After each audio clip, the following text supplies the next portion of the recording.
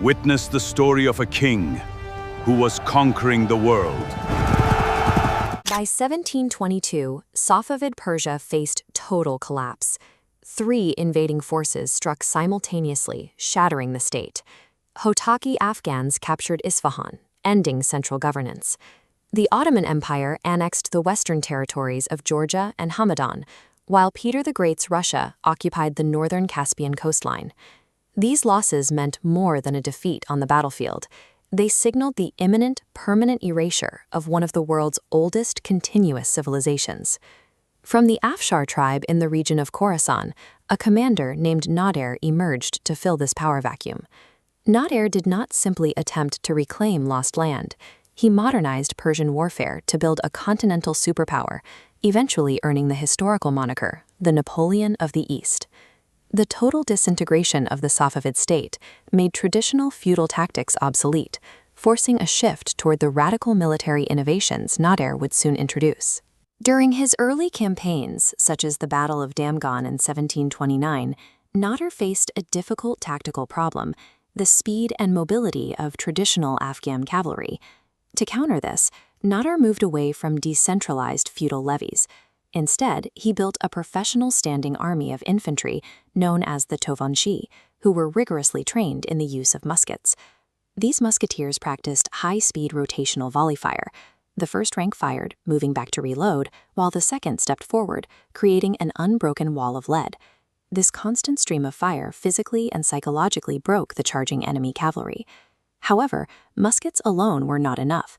Nader still needed heavy firepower, but traditional field artillery was nearly impossible to move quickly through the rugged, mountainous terrain of Persia.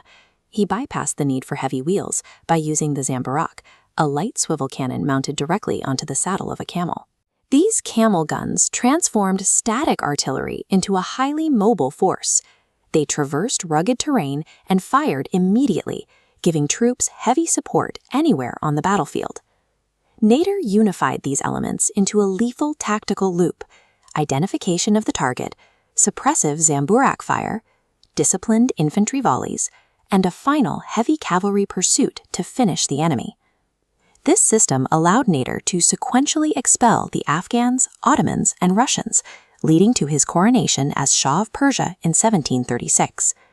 With the land borders secure, Nader turned his attention to a different front. He realized that a land-based empire would remain vulnerable if it did not control its maritime access. This map of the region highlights the primary economic artery of 18th century trade, the Strait of Hormuz. Massive wealth passed through this narrow choke point, including Persian silk, Arabian horses, and Indian spices destined for European markets. Without a navy, Persia could not protect its ports from Omani raids or regional pirates, and it certainly couldn't collect the customs duties required to fund Nader's massive standing army. Nader ordered the creation of the first national Persian Gulf military fleet, placing Admiral Latif Khan in command to build it from the ground up. These naval campaigns successfully policed the strait, eventually bringing key regional trading hubs like Bahrain and Oman under direct Persian control. For Nader, true sovereignty required a synthesis: a dominant land army to hold the territory, and an iron grip on the maritime choke points that moved the world's wealth. In just over a decade, Nader transformed the tiny, fractured borders of 1722 into a massive unified empire spanning from the Caucasus to the gates of India. This resurrection was driven by his tactical engineering on the battlefield and his strategic control of the Persian Gulf's trade routes.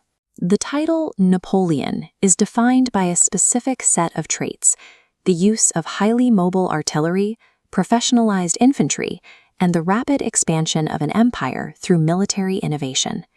Nader Shah achieved this tactical and geopolitical synthesis decades before Napoleon Bonaparte took command in Europe.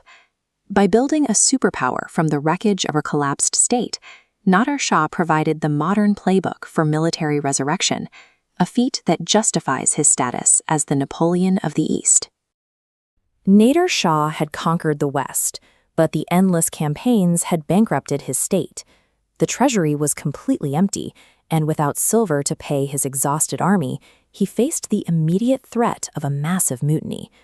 The only solution lay to the east. Nader targeted the Mughal Empire under Emperor Muhammad Shah, a realm holding enough wealth to stabilize the Persian economy and fund his military state indefinitely.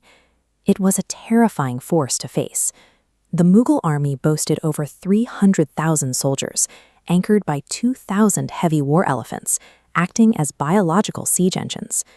Against this, Nader brought just 75,000 men, but his forces were battle-hardened veterans, strictly disciplined and deliberately unencumbered by the heavy armor that slowed the Mughals down.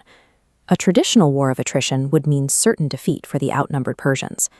To survive, Nader had to figure out how to turn the Mughals' greatest weapon against them.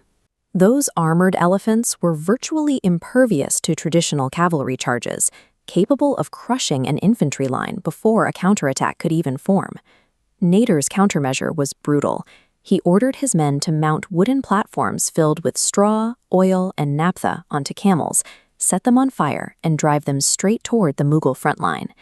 The intense heat and sudden wall of flames terrified the elephants.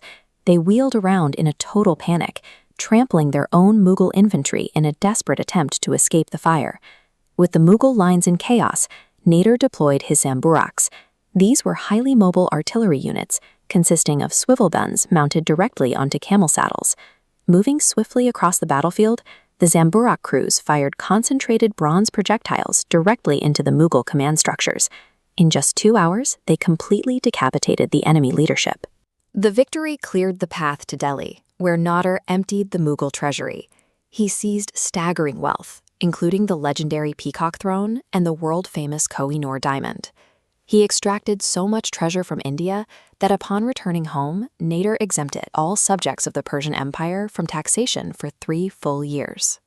With his eastern border secured and his massive army paid, Nader turned his attention back to his southern frontier to consolidate the empire. He recognized a critical strategic flaw. Absolute land dominance meant very little if the Persian coast remained defenseless against local maritime raiders and heavily armed British and Dutch merchant fleets. This map shows the Strait of Hormuz, the ultimate choke point connecting the Persian Gulf to the open ocean. Total sovereignty over this single waterway was required. First, he enforced strict custom duties on all merchants. Second, he built a physical fleet to block unauthorized access. Realizing that relying on foreign merchant ships was a fatal weakness, Nader ordered the construction of the first permanent, state-owned Persian Gulf fleet in centuries. He began by purchasing heavy frigates straight from European traders and established the region's first major shipyards in the coastal city of Bushehr. But he immediately hit a massive geographical hurdle. The arid, rocky southern coast had absolutely no timber suitable for shipbuilding. The necessary wood had to be sourced from the dense, lush oak forests of Mazandaran, located thousands of miles away in the far north. So Nader ordered a brutal logistical march. Laborers were forced to drag massive oak logs overland, navigating across rugged, unforgiving mountain passes all the way to the southern sea. The sheer willpower paid off. Between 1738 and 1744, this newly assembled fleet launched amphibious assaults across the water, capturing Oman and key strategic islands. By overcoming impossible geography to build a navy from scratch, Nader Shah made his empire impenetrable by both land and sea, reaching his absolute strategic apex. But the vast wealth taken from Delhi was finite. Nader steadily drained the treasury to fund endless, grueling military campaigns in the Caucasus. To keep the war machine moving, the 3-year tax holiday was abruptly canceled, and the state returned to extracting harsh taxes from its citizens. This sudden economic drain pushed the civilian population to its breaking point, sparking widespread, violent revolts across Khorasan, Georgia, and the southern provinces. In 1741, Nader marched his exhausted, overextended army into the rugged, jagged mountains of Dagestan to forcefully suppress the growing unrest. The constant external pressure of holding an enormous empire together by force was finally cracking its foundation, setting the stage for a fatal betrayal from within. While marching through the thick Dagestani forests, an unknown sniper fired a shot at the Shah. The bullet narrowly missed him. Consumed by extreme paranoia, Nader suspected his own eldest son, Reza Koli Mirza, of orchestrating the plot. In retaliation, he ordered him blinded. That single, horrific act broke Nader's mind. His legendary discipline dissolved into indiscriminate terror, marked by mass executions and intense suspicion of his own loyal generals. The terror reached its boiling point on the night of June 20, 1747, in the camp at Fathabad. A group of his top Afshar and Qajar officers learned that Nader planned to arrest and execute them the following morning. Knowing they were out of time, the terrified commanders crept into his tent in the dead of night and murdered the conqueror to save themselves. With the architect of the state suddenly dead, central authority vanished. The massive army splintered, and the empire collapsed into civil war almost overnight. Nader Shah Afshar mastered the world outside his borders, but his legacy proves that an empire built entirely by the sword is ultimately destined to be consumed by it.